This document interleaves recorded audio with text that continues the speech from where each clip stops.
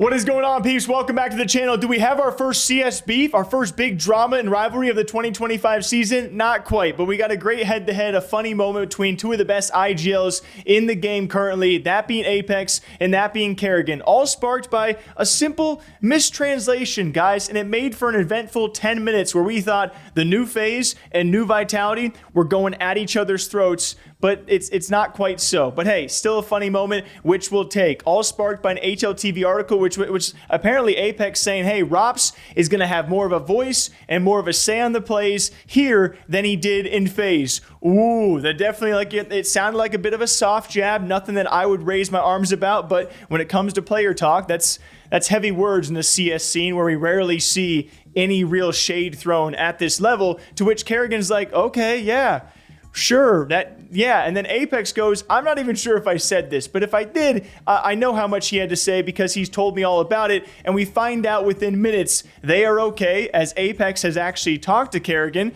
about this, not misinformation, just mistranslated information, because hey, there's an accent there. You never know. Some words are probably difficult to catch. And apEX was just saying, no, Ropz is going to have more of a voice than Spinx did. That's a big difference, man, a big difference. But luckily, Karrigan and apEX are not starting off this season with a beef, because I don't know if I can handle that, by the way, because those are two of my favorites. apEX, the comedian, does what he does, great on the mic. And then you got Karrigan, which is just the most lovable guy ever.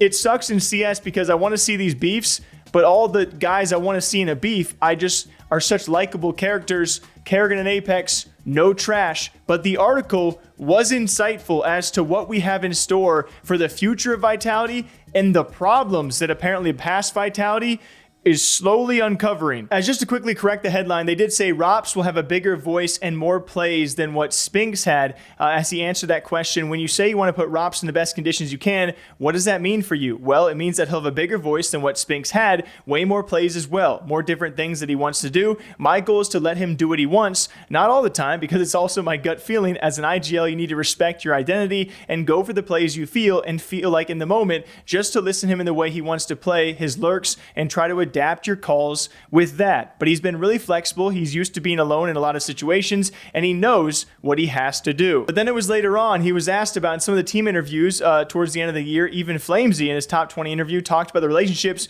within Vitality fracturing. What was that environment like for you? And apEX said, I don't know what the English expression is, but in French we say we walked on eggs. Other people say walk on eggshells. So that was pretty difficult as an IGL, always having to deal with problems between some people who were not happy. Spinx was not happy. He wasn't happy in the team, unfortunately, and he had some issues towards that, so it was pretty hard for us to deal with that. You always have to compromise. It has always been really rough, but I tried my best. Even though it was tough, I haven't done enough. It was a difficult year, even though I won the trophy I had been chasing for so long. And then he also references back to the Instagram post, which we talked about a long time ago, where he literally said Vitality was not a team. And it was at the time where it was rumored previously, like weeks before that, I think KRL had said that apparently apEX might be up for sale. Then Vitality Neo, the owner over there, he said, nope, that's not true. It was around that same time, though, end of season, where apEX just said, we weren't a team. And they had so many second places and so many fall throughs. As Vitality, you were a top 5 team pretty much dang near the entire year. And every event you went to, you were expected to at least make a semifinal run.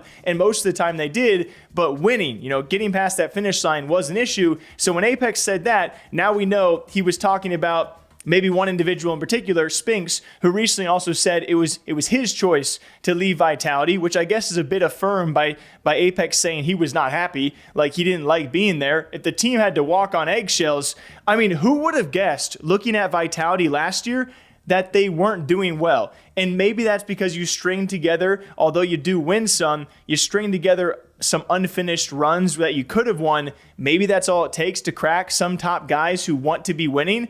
I don't know what that mentality is like. I would have to ask them, but it's crazy because you can't see behind closed doors. I never would have guessed that, and now we know. And some other news out there, thanks to Blast. I love their quick little interview tidbits they always put out ahead of their events because it allows us to dive in those said behind the scenes. It's just like nice little blurbs, nice little blogs, just a little quick short. But I had Ropz because, of course, we're talking about Vitality Ropz, and Ropz had comments about FaZe Elige, and he's like, yo, I got no clue what they're going to do over there with Elige, and talking about how different they are as players. And so him not really knowing what to expect out of FaZe Clan play calling. And I'm like, yes, Yeah, because you don't play against many Americans, do you, Ropz? It's pretty difficult to predict an American, man, when you don't see many of us, okay? So Elige, you have the upper hand for now, man, all right? And I'm excited to see what Karrigan can do with this team and a little American underneath him to do his thing. So it's really cool to see with these debuts. And later today, we're seeing so many debuts, so I'll probably double upload.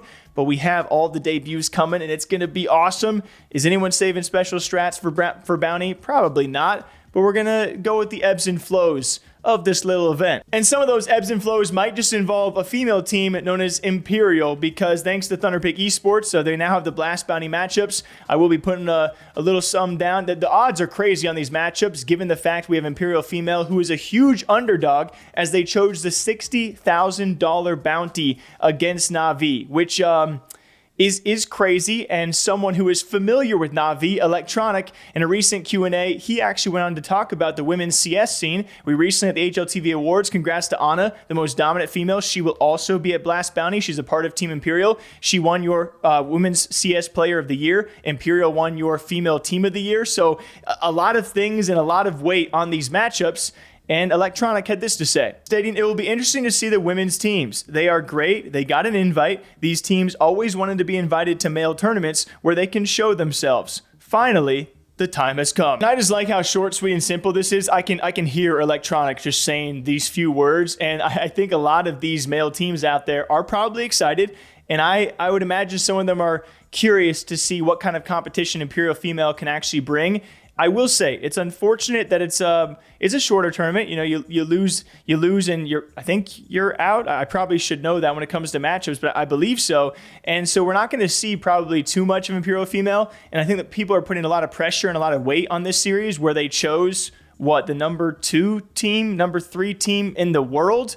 So I'm gonna be watching. I think a lot of us are gonna be watching. The breakdown of that series is gonna be immense. I'm sure there's gonna be a lot of critique and a lot of praise, as there should be. I'm excited, and I hope that Imperial puts up a good series, and we will wait and see how they do. Till next time, take care of yourselves. I'll probably see you guys in a few hours, as we have several different debuts today that we're gonna be keeping an eye on. So we'll see how these rosters shake out. Till next time, thank you all for being here. We'll see you next time.